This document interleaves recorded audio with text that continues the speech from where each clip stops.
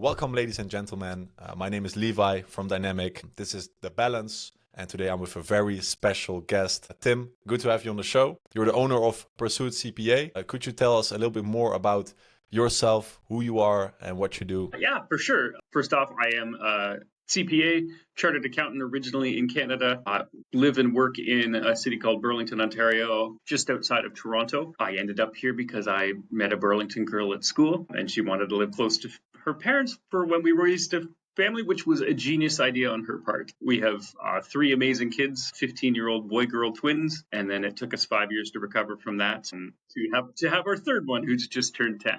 I now operate an accounting firm, currently a one-partner firm that is a little unconventional in that we don't work weekends, we don't work overtime, and we don't track our hours. We work purely on a subscription basis with all of our business owner clients who are the only clients that we work with.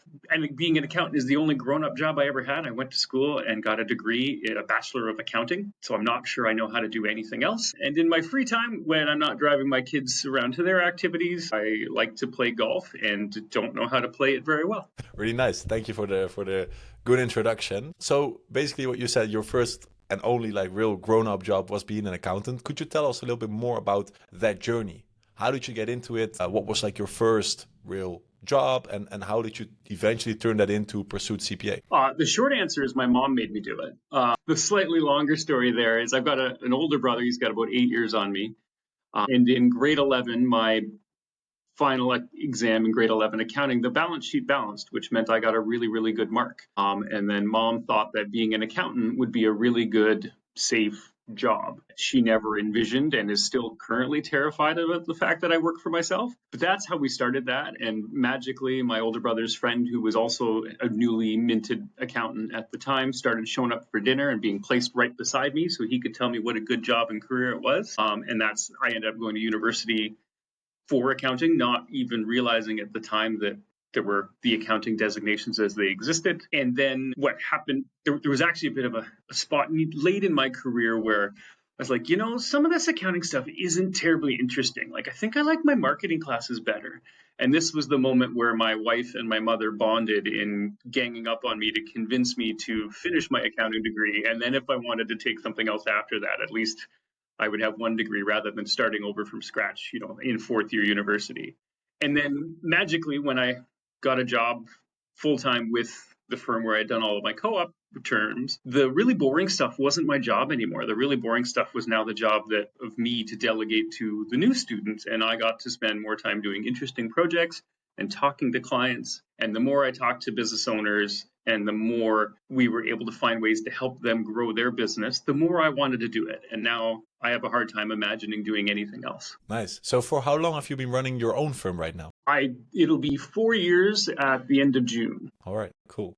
And one thing that really popped out to me when I was doing my research, of course, is that I believe it's a LinkedIn bio of Pursuit CPA, we aren't like other accounting firms. In fact, we don't even like to call ourselves an accounting firm. And obviously, we already had a quick conversation before the podcast. And you also mentioned being an anti-accounting firm. Could you elaborate a little bit on that? Because I think it's super interesting. For sure. And I specifically picked the t-shirt that I wore to work today to be the Batman t-shirt, because he's kind of like the anti-superhero, knowing that you were going to ask some kind of question like that. So accounting firms have a really negative connotation or perception, and not just amongst business owners where accounts are hard to deal with, hard to get a hold of, surprise you because they bill for a 5-minute phone call, but they also have a really bad reputation amongst accountants, right? Like the way that many accounting firms run, forcing you to keep a timesheet of every 6 minutes of your day, having you work 60, 70 hours a week for, a third of the year, if not half of the year, or if you work for like a big four firm, it might be 60, 70 hours a week, 12 months of the year. The work-life balance that people want anymore.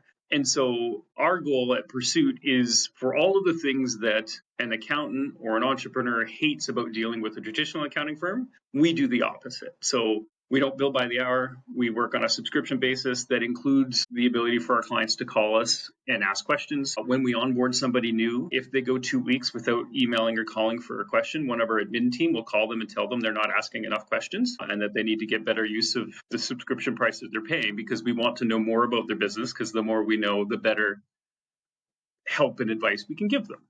And the same thing is true for our staff, that we don't want to work overtime. We don't want you to have to do a timesheet. We just want you to be effective.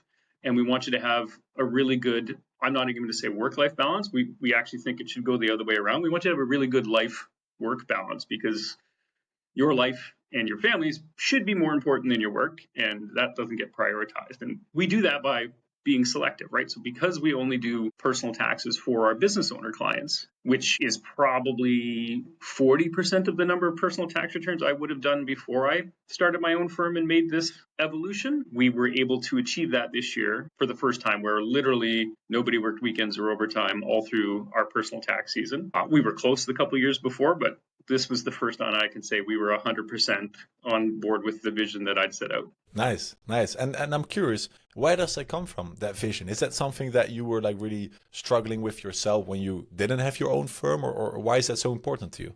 I think it's important to me because even though I felt like my wife and I were trying to do things that were better than just suffering in a white collar prison, that it still wasn't the same. And this is not any of my former partners' fault. Like, this was the metrics were very similar, and this was my own doing of just how the old model worked. So at the firm I was at before, where I was a partner, we were remunerated based on production. And that meant that I just kept saying yes to people, right? Again, all on me. And what that meant was, in my old life, I would start working Saturday mornings in January, and Saturday morning would grow to Saturday at dinner by the end of February. And then, because I had so many clients whose personal taxes needed to get done in Canada, that happens in a 7 or 8 week period between March and the end of April. Not a lot of extensions like there are in some other countries. That meant that for those 2 months, I would work every single day, 10 hours a day being a slow day, and it would progressively get worse. If you remember early on, where I thought for a while that maybe I was going to quit accounting because the work was really boring, that's still how I feel about a lot of personal tax work, because it's not the spot where we can use our wisdom and judgment to help make changes in what people owe. It's truly collecting documents and making sure all the decimals are in the right spot. So it's also like my least favorite thing to do as an accountant is personal taxes for our clients. So it's not rewarding, and it's a ton of work. And so I always wanted a way out, and it just took me a while to figure out the escape plan, because what would happen when my kids were really small, the now 15-year-old twins, when they were 3 or 4, I basically disappeared for 4 months to go to work. And then I would come home, and the first week of May, my wife used to call reorientation, because my kids had grown so much in the 4 years that I was at the office, or 4 months that I was at the office, that they were able to do a whole bunch of new things, and they had to teach me what they were able to do, because I had no idea that they could ride their bike that much farther, or, go hang out with their friends without somebody walking them down the street 3 doors, kind of things. It was always a painful thing, and there isn't this is the one moment that caused me to know I needed it out. It was something I kind of knew I wanted out of for a long, long time, and it just took me a while to figure out what that plan was, and then execute on it. Yeah. And this was the first year that you've sort of overcame that challenge. This is the first year where we hit the really bold goal of no weekends and no overtime. The 3 tax seasons on my own before that were all significantly better yet. All right. So last year, no overtime was the goal. We worked a Saturday morning. The year before, no overtime was the goal. We worked 1 full Saturday, which compared to most accounting firms is still a million times better. The moment I knew we were onto something and doing it right was a year ago on the tax deadline, which in Canada is April 30th. We'd finished up in the morning, made sure everything was taken care of. We went out as staff to celebrate at lunchtime, when most accounting firms don't get around to celebrating until 6 or 7 or 8 o'clock. And then we had a beautiful lunch. Everybody's happy. And I went home and went to sit and have a drink with my wife on the back deck at 3 o'clock. And she shared with me that the tax deadline used to be such a relief, because she was, for many years, effectively a single parent for a third of every year. And she's like, and now I don't even notice that it's tax season anymore, because you're around all the time. You're still here. And so it's no different to my family, whether it's tax season or the summer or the fall. Yeah. And I get to be present and around and part of what's going on in all my kids' life. And again, if you're thinking of it, it should be life-work balance. That's how I feel like it should work. 100%. People shouldn't be living to work. They should be working to live. Yeah, exactly. Yeah, nice. Well, good that you achieved that goal this year. That makes me also curious. That's, let's say, sorted right now. For you and your firm right now, what are the biggest challenges that you're facing right now, or things that you're focused on right now to like challenges to tackle? I'm working to build the infrastructure so that our firm can help more. Our mission at Pursuit is to save both entrepreneurs and accountants from the flawed way that most accounting firms work. So we want to save more entrepreneurs to be able to serve them more. To be able to do that means we need to grow our team so that not everything has to go through one partner. And so those are not the kind of skills that you can teach somebody in a month, right? Those take time and coaching, which we have members on our team that were working through that. I think the other part is how we were able to do this to get to where we're at is we go deeper with our clients. We don't just do their tax work. We talk that we want to help them build a bigger, brighter future. We want to talk to you throughout the year to help make the next tax bill actually bigger because you were more profitable, while having the tax bill still be as low as legally possible, is our vision. And in doing that, our prices are higher than if you were just going to someone to get their corporate tax return. So that can counter some skepticism. If you're an entrepreneur, you've had one or two or three accountants in the past who basically ignored you until it was, the week before your tax return had to get filed, and magically it got done on time. To say, hey, I'm going to pay a different accounting firm monthly, and I'm going to pay them 25 or 50% more, but I'm not 100% sure what I'm going to get out of it, is a hard thing to quantify, because we're quantifying, hey, we're going to help you make better business choices. We're going to help you do strategy throughout the year so that we've minimized this tax even more significantly, because some of the things we can do are after the fact, but some of the more meaningful things that we would do throughout the year are things that can't be done after your year end has happened. And so trying to highlight that value of, hey, if you paid an old account $3,000 and the service sucked and you got a whole bunch of late fees and penalties, and now you're going to pay us $7,000 or $8,000, helping them build that value has certainly been a challenge. Not that we've been able to do it with a number of clients, but not everybody's able to make that leap. Yeah, because people often just look for like the cheapest option instead of the best option, which is probably eventually also the cheapest option, because you save time, you save money, you can make more money. Exactly. And I use the analogy when we talk about that of, if you were going out to eat, the cheapest option is to go to McDonald's. And how many entrepreneurs only eat at McDonald's? Do they eat at the nice steakhouse that's privately owned, or the seafood restaurant? And of course, they all eat at the nice restaurants if they're successful entrepreneurs, because the food is worth it. And so I try to position our firm as the nicest steakhouse in town. Exactly. Yeah. I've talked about these topics before, about things being more expensive but better quality, and I always compare it with like, it's a race. Let's say it's a race and the entrepreneur is looking for a good accountant, but they want to win the race. They want to win the race of business, and they can even choose for like the cheapest option to win the race, like a cheap car, or they can pay more for a more expensive car, which is faster, which is better. But what car is going to win the race for them? It's not the cheapest one. It looks cheap and it's interesting because it's cheap, but you're not going to win a race with how do you say that? What is a cheap car? A Honda against a Ferrari. Right.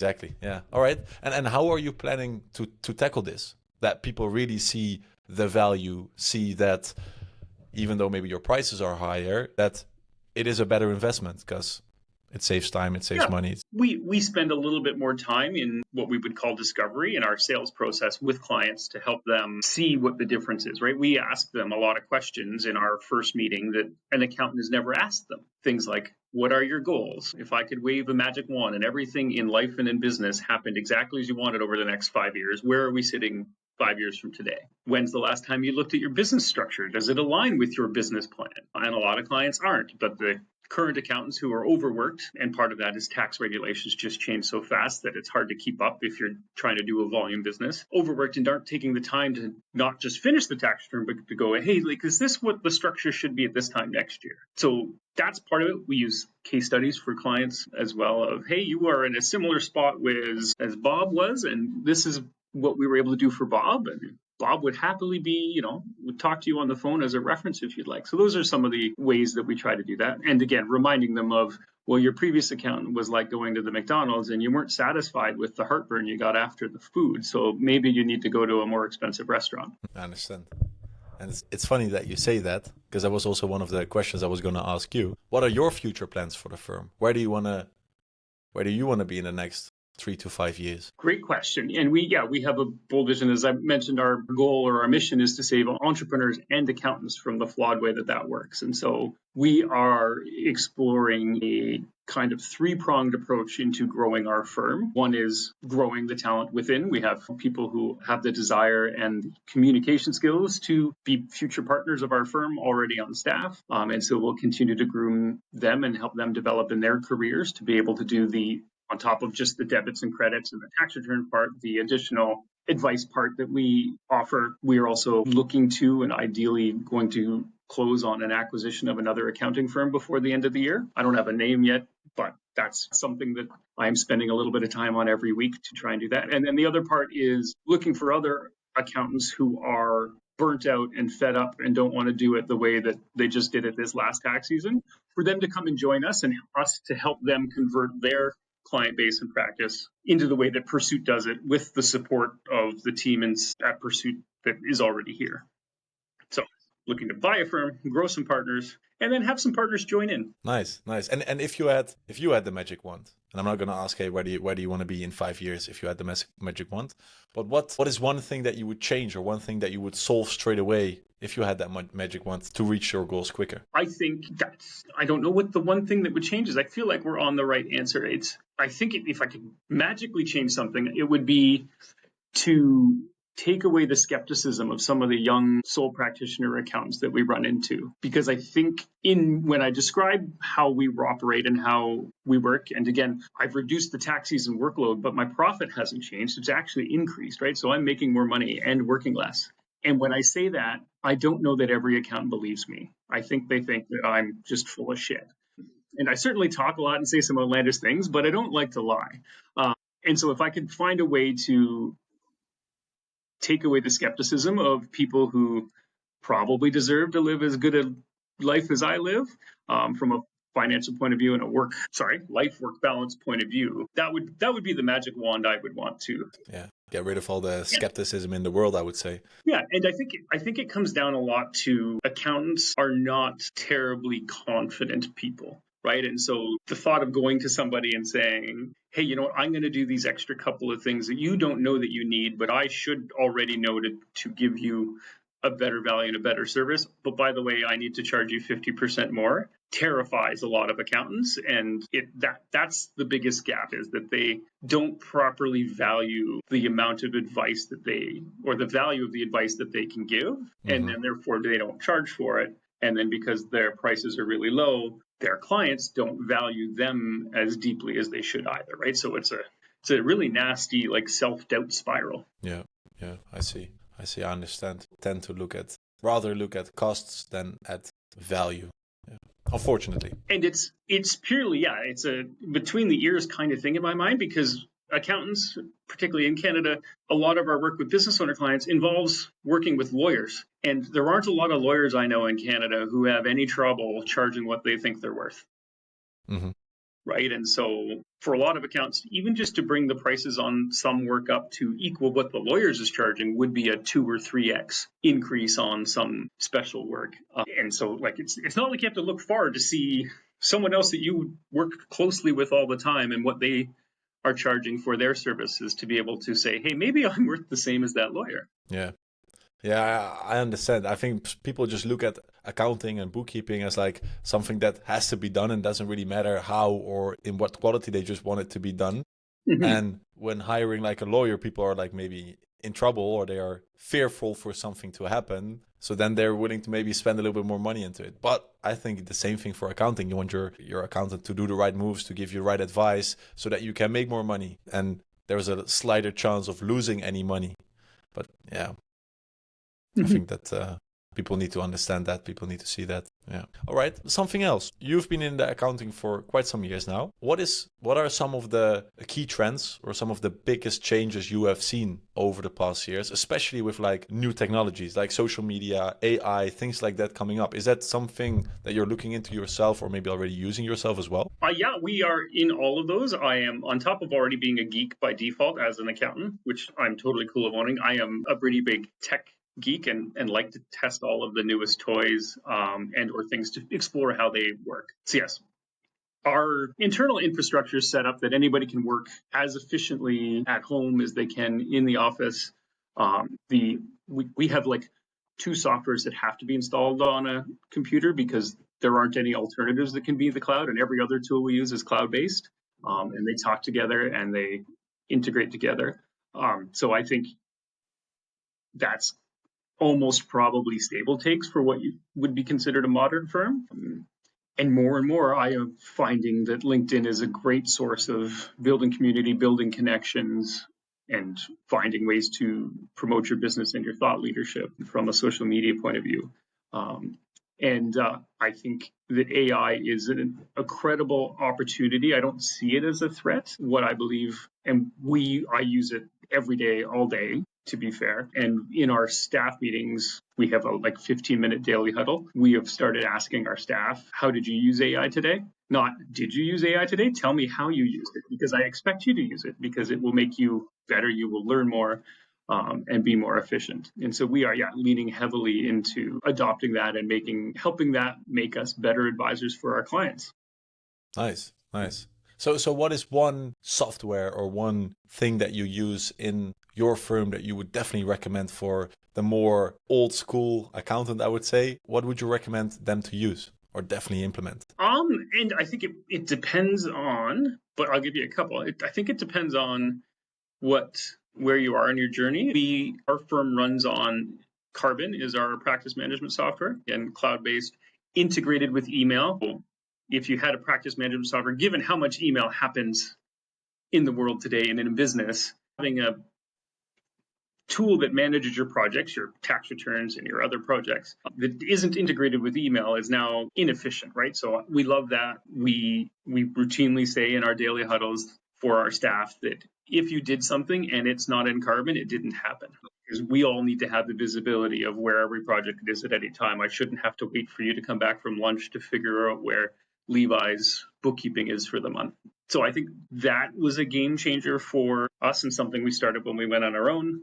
The other one that I think is really good, because it means we don't have to chase the money, is we use Ignition for our billing and proposals. And because we don't bill by the hour, we collect our monthly subscriptions automatically. And if we're going to do a change order or a special project, we price it in advance. And so that the client agrees to it, knows what the price is, can easily DocuSign it. And and I don't ever have to wait for somebody to get around to paying me, because if they haven't paid me, I'm not going to get started on their project. That's very clever. Nice. All right. So what are certain key trends in the accounting industry that you see happening right now and that you're actively responding to, like big changes? I see key trends being technology, and I feel like the world is just growing more and more impatient. And that's, I think, a big technological trend, right? I think there's probably more YouTube short videos than there are full-length videos, because that's where people's attention span is, right? And my teenagers have TikTok. And so I think that is just also infiltrating business. And so when someone gives you the stuff for their corporate tax return that might be due in 3 months before they incur any interest, entrepreneurs aren't necessarily willing to wait that long anymore. And so I think accountants need to improve their responsiveness and response times to match the expectations of business owners. And I think if you're responsive, the business owners are willing to tolerate a little bit of imperfection. So with clients when we get started on a project, and we've probably talked about it all year long with our clients because of the way we work, but if not, just taking a quick look. Hey, this is what your preliminary stuff from your bookkeeper is suggesting. Does that seem right to you? Okay, because entrepreneurs have really good gut intuition. So if you were to tell somebody, hey, you know what, you owe $20,000 in sales tax, just like you have in each of the last quarters, they're going to know if somebody's made a bookkeeping mistake and this last quarter was way better or way worse than normal. And they're like, how can I earn 20,000? Like my sales were about half. We're like, oh, there's a bookkeeping mistake. Let us look into that with your bookkeeper and we'll figure that out. So to suit that impatience, if you will, or need to be faster, having a real, literally 5-minute phone call with the business owner saying, hey, this is what it looks like. So that means, in 3 months, this is kind of in the ballpark of what we might owe in tax. Now, I don't have a precise number yet because we haven't gotten into the details, and I'm going to do my best to bring it down, but it might be this, and we just want to make sure you're prepared for that. That idea makes the clients happy because they've been given some expectations, some forward-looking, and in a really fast turnaround time.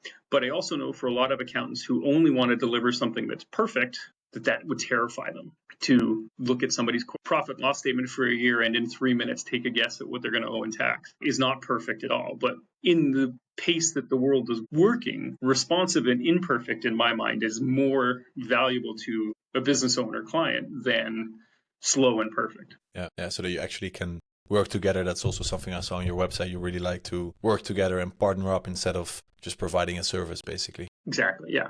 Yeah. All right, Tim, what is one piece of advice you would give to other accounting firms that are looking to grow or looking to innovate and basically looking to reach all their goals in the upcoming years? Charge more and do less. The number of families that I now take care of versus when I made my evolution is, I think we're about 200 families, but at my peak, it was more like 450 families. But by properly positioning the value I could add to those business owners, increasing the prices for them where they're still thrilled to pay the price because they're getting way more value than they used to get. So I do 40% of the number of personal tax returns and have to maintain 40% of the relationships I used to in my old life, but my revenue continues to grow and my profitability is higher than it was. Nice. But don't do it all at once because that would be terrifying. And if you make a miscalculation, you could lose 100% of the clients at once. And so we did it with our business owners. We did it one at a time and started slow and probably underpriced the first few when we switched to subscription, and then slowly increased as my confidence grew and we knew the value was there. And if you were to do that and have those uncomfortable conversations that are going to be uncomfortable for you, in my mind, and this is how I did it, the two kind of ideal people to start with would be somebody who's really, really friendly, you've got a great relationship with, that if you just totally fall on your face during the sales pitch, they'll tell you and still be your client. That's a good way to start. So some friendly faces. And then the other one is, if you really want to push the price part, start with the client that if they said no or they just left tomorrow for any other reason, you'd probably be happy about it. And now you're not, starting this new scary conversion, if that's what you were going to do, or price increase with your biggest and best client, that if they say no, all of a sudden you have to make some significant changes in life or in business. So that's how I would go about that. I think that's some amazing advice, and it's not only, I think, work advice for accounting firms, but also some life advice, because people will get a little bit more life and a little bit less work. And I think if you have the goal of having a better life-work balance, the other thing that comes with that is there's a lot of talk. I listen to lots of podcasts and read lots of online groups around accounting firms, and a lot of people are complaining about a talent shortage, of that it's hard to find staff. I'm like, that hasn't been a problem at Pursuit, because I don't believe it's necessarily a talent shortage, because you can also take smart people who aren't accountants and teach them how to do a lot of the work already. I think the issue is that there's a shortage of people who want to have a shitty job. And that's how a bunch of accounting firms currently operate, right? And even if you went and paid somebody who was making $90,000 a year and offered them 120, that's only a short-term thing until they get used to that money, and the job still sucks. So finding ways to build a business where everybody that works there can have a life-work balance for the people that are in the workforce now, I think is way more important than trying to just pay them more or complaining that there's not enough people. There's lots of people. They just don't want to do it the dumb way that many partners in accounting firms did it when they were growing up. Yeah. And I was that is some wonderful advice. Tim, I really want to thank you a lot. Is there any last thing you would like to share for the podcast? Only if there is other accountants or firm owners who want to learn more about how we did this. Again, where can they reach you? Yeah, you can find me on LinkedIn. It's Tim Miron CPA. There is another Tim Miron in Ontario. He happens to be a real estate agent with way bigger muscles, so it's easy to figure out which one's which. I'll put it all down in the description. Yeah. So LinkedIn. Yeah, or our website, pursuitcpa.ca. Again, even if it doesn't make sense for you to join our firm, if we can have a conversation and help save another accountant from feeling trapped at their desk, that's part of our mission, and we're happy to help. Perfect. Thank you so much, Tim. Ladies and gentlemen, thank you for listening. My name is Levi, and this was The Balance.